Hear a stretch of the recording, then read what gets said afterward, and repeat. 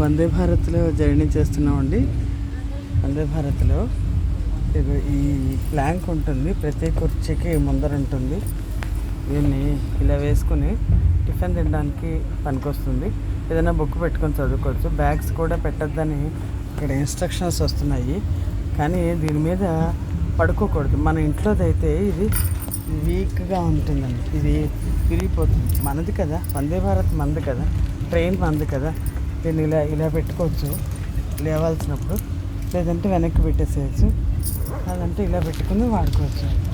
కానీ దాని మీద ఎవరైనా పడుకున్నారనుకోండి, పడుకుంటే మీరు ఏం చేస్తారంటే సింపుల్గా ఒక ఫోటో తీసేసి రైల్వేకి అప్లోడ్ చేయండి. చేస్తే 5,000 ఫైన్ వేస్తారు. ఎందుకంటే ఇది పాడైపోతుంది. దీని మీద బరువులు పెట్టినా లేదా ఎవరైనా పడుకున్నా పాడైపోతుంది. మన ఇంట్లోది మనం పాడు చేసుకోం, మన దేశాన్ని మనం ఎందుకు పాడు చేసుకోవాలి? అంతేనండి.